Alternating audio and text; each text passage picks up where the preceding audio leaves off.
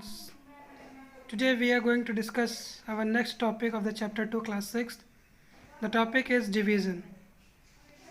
Before starting, I'm sure that you are all quite happy and living a healthy life. Thank you. So let's move toward our topic, and the topic is division. What does division mean? Division. What do you mean by division? Division means to divide anything in two parts, यानी कि किसी भी चीज़ को दो भागों में या तीन भागों में या चार भागों में, जितने भी भागों में डिवाइड करना उसको कहते हैं डिवीज़न। जैसे एक एग्जांपल के थ्रू देखते हैं, डिवीज़न हमारा टॉपिक है। एग्जांपल देखते हैं, जैसे मान लीजिए हमारे पास 10 रुपीज़ हैं, 10 रुपीज़, और हमको ये 5 लोगों में देने हैं, 5 पीपल हैं, इन लोगों को देने हैं। तो कैसे पता करेंगे कि हम किसको कितने कितने रुपए दें, और सभी को इक्वल रुपीज़ चाहिए, यानी 5 पर्सन्स है, सभी को इक्वल इक्वल रुपीज़ चाहिए। तो कैसे पता करेंगे? तो हम इसको डिवाइड के थ्रू पता करेंगे। कैसे डिवाइड करेंगे? 10 रुपीज़ को 5 से डिवाइड कर देंगे, आंसर कितना आएगा? 2। ठीक है, तो ये जो इसका मतलब ये हुआ कि अगर हम हर पर्सन को 2 रुपीज़ देते हैं तो वो हम 5 पीपल्स में इक्वली डिवाइड कर सकते हैं। जैसे देखिए, इसको एक और तरीका, और भी एक तरीके से किया जा सकता था। दूसरा तरीका ये है कि हम इसको ऐड करके देख सकते हैं। देखिए 2 + 2 + 2 + 2 2, ओके, 1 2 3 4 5, हमने 5 टाइम्स लिखा और हम इसको ऐड करेंगे 2 2 4। अब इसमें 4 में 2 ऐड करेंगे तो 6, अब 6 में 2 ऐड करेंगे तो 8, 8 में 2 ऐड करेंगे तो 10, यानी कि 10। इसका मतलब क्या हुआ? यदि हम 2 2 करके 5 लोगों में रुपए देते हैं तो हमारा 10 जो रुपीज़ है वो सबको इक्वली मिल जाएगा। ओके, चलिए अब हम इसकी कुछ प्रॉपर्टीज़ के बारे में पढ़ेंगे और आगे देखते हैं। पहली प्रॉपर्टीज़ ऑफ डिवीज़न जो कि यहाँ पर लिखी हुई है वो है क्लोजर प्रॉपर्टी। क्लोजर प्रॉपर्टी ये कहती है कि यदि ए और बी दो होल नंबर्स है और ए को बी से डिवाइड किया जाए तो वो एक होल नंबर भी हो सकता है और एक होल नंबर नहीं भी हो सकता है। जैसे होल नंबर कैसे हो सकता है? देखिए 8 और 4, ए इसको ए मानते हैं, इसको बी मानते हैं। 4 से इसको डिवाइड किया तो 2, ये एक होल नंबर है। 0 को 4 से डिवाइड किया तो 0 एक होल नंबर है। बट 8/3 को अगर हम डिवाइड करेंगे तो इसका आंसर इस तरीके से आएगा, जो कि ये होल नंबर ये तो है, बट इसके साथ में ये पॉइंट वाला, तो पूरा नंबर इस तरीके से कुछ आएगा 2.66 कर 6.3 करके कुछ आएगा। क्योंकि ये पॉइंट वाला तो हमने कोई भी नंबर पढ़ा ही नहीं है, तो ये होल नंबर नहीं हो सकता। इसलिए कहा गया कि क्लोजर प्रॉपर्टी ये कहती है कि यदि ए और बी दो होल नंबर्स है और ए को बी से डिवाइड किया जाए तो वो होल नंबर भी हो सकता है और नहीं भी हो सकता है। ठीक है, फिर उसके आगे inverse operation.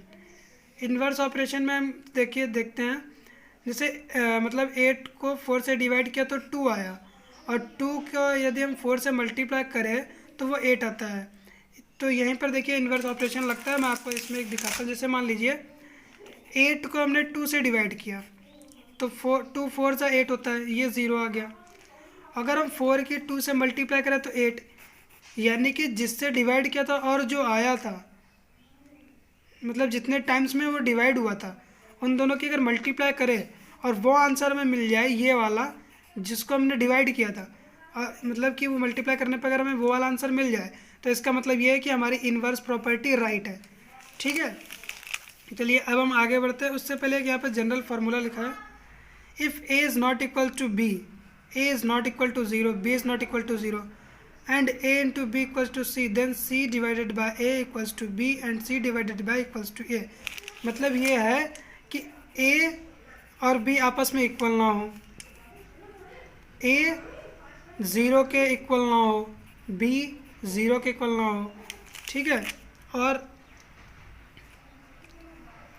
a into B C के इक्वल हो। तो अगर हम c को b से डिवाइड करेंगे तो आंसर हमारा a आएगा, और a से c को डिवाइड करेंगे तो हमारा आंसर b आएगा। ठीक है, एक एग्जांपल के थ्रू देख लीजिए, जैसे कि 8 4 के इक्वल नहीं हो सकता। ठीक है, 8 0 के इक्वल भी नहीं है, इसको a मान लो 8 को, और 4 को b मान लो, और b मतलब कि जो b 4 है और 4 0 के इक्वल नहीं है। तो अगर हम 4 से 8 को डिवाइड करें सो एक मिनट और देखते हैं। 4 इंटू 2 लिख दें अगर, ठीक है, तो 8 आता है।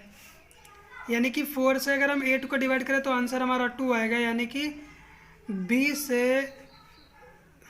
एक मिनट मैं फिर से आपको वैसे आप समझ सकते हैं। यहाँ पर देखिए 8 था और यहाँ पर 8 कर लीजिए, 8 कर लीजिए। तो यहाँ पर देखते हैं 4 इंटू 8 कितना होता है, 32 होता है। तो 8 से हम अगर 32 को डिवाइड करेंगे तो आंसर हमारा 4 आएगा, मतलब 32 टाइम्स में 0 हो जाएगा। और 4 से अगर 32 को डिवाइड करेंगे तो 8 टाइम्स आएगा, तो भी ये हमारा 0 हो जाएगा। यानी अगर बी से डिवाइड करते ए से डिवाइड करते हैं तो आंसर बी आता है, और बी से डिवाइड करते हैं तो आंसर ए आता है। ठीक है, चलिए हम आगे बढ़ते हैं। आगे है एक्सरसाइज। तो उससे मैं पहले आपको कुछ प्रॉपर्टीज़ बताना चाहूँगा डिवीज़न की, जो कि है division by zero is a meaningless operation. Means किसी भी चीज़ को अगर ज़ीरो से डिवाइड करते तो ज़ीरो आ जाता है, तो उसका कोई मतलब नहीं रह जाता। इसलिए यहाँ पर लिखा है division by zero is a meaningless operation. Let a b and c be whole number such that a is not equal to zero, c is not equal to zero, then if a divided by equal to c then b into c equal to a. जैसे कि मैं अभी आपको example बता चुका हूँ कि A B C 3 whole numbers है और बी और सी कोई आप ज़ीरो के इक्वल नहीं है। तो ए को अगर बी से डिवाइड करें आंसर सी आता है, तो बी और सी की मल्टीप्लाई करने पर ए आएगा। ठीक है, वही यहाँ पर भी लिखा है कि अगर बी की सी से मल्टीप्लाई करें आंसर ए आता है, तो ए से सी को डिवाइड करने पर बी आएगा और ए को बी से डिवाइड करने पर सी आएगा। ठीक है, इफ़ ए मतलब कि ए अगर कोई नॉन ज़ीरो नंबर है तो ए को ए से डिवाइड करने पर 1 आएगा, और अगर ए होल नंबर है तो 1 से डिवाइड करने पर ए ही आ जाएगा।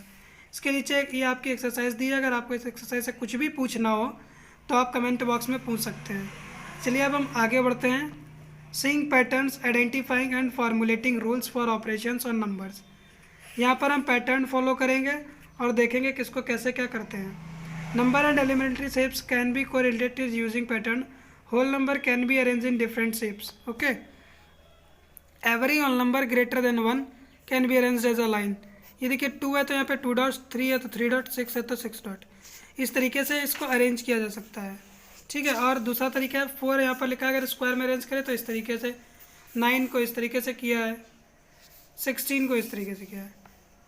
परफेक्ट स्क्वायर भी यही है। कैसे, ये 2 का स्क्वायर है, ये 3 का स्क्वायर है और ये 4 का स्क्वायर है।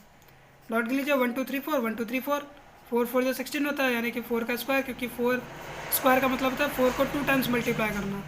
वैसे ही 3 का मतलब होता है, 3 स्क्वायर का मतलब होता है 3 को 2 टाइम्स मल्टीप्लाई करना, 3 इंटू 3 करना। वैसे ही 2 के स्क्वायर का मतलब होता है 2 इंटू 2 करना। ओके, तो आपका आंसर यही आ जाएगा। चलिए इसके नीचे यहाँ पर कुछ पैटर्न्स दिए गए, आप देख लीजिए। पहला पैटर्न किस तरीके का है। पहला पैटर्न है 125 प्लस 9 क्या होगा ये पता करना है। तो हम क्या करेंगे, 125 में से 10 माइनस 9 कर देंगे, तो 125 में 10 प्लस करेंगे तो 135 आएगा। 125 और -1 को अलग रख देंगे तो 134 आ जाएगा। ये एक पहला पैटर्न है। दूसरा पैटर्न है कि 65 की 9 से मल्टीप्लाई करना है, तो 65 की हम 10 से मल्टीप्लाई कर देंगे, उसमें से -1 कर देंगे। तो उस तरीके से इन्होंने मतलब कर रखा है। ठीक है, और भी आगे पैटर्न बन सकता है। अब तीसरा पैटर्न ये है कि 1 इंटू 1 1 होता है, 11 इंटू 11 1 to 1 होता है। 1 1 1 की 3 टाइम्स मल्टीप्लाई करके 1 1 4 टाइम्स मल्टीप्लाई की जाए तो 1 2 3 2 1 होता है। वैसे ही आगे भी काफ़ी है। 1 इंटू 9 प्लस 1 10 होता है। 12 इंटू 9 प्लस 2 110 होता है। 123 इंटू 9 प्लस 3 1110 होता है। वैसे आगे एग्जाम्पल बढ़ता चला जाएगा। ठीक है, आपका ये चैप्टर यहीं पे ख़त्म होता है। और अगर आपको आपके इस चैप्टर से कोई भी एक्सरसाइज, कोई भी क्वेश्चन, किसी भी चीज़ से अगर आपको पूछना है तो आप कमेंट बॉक्स में पूछ सकते हैं। Okay, thank you friends, and also wear mask and use hand sanitiser. Please like, share and subscribe my channel. Thank you friends, this is all for today. On next day we will discuss about chapter 3. Okay, thank you.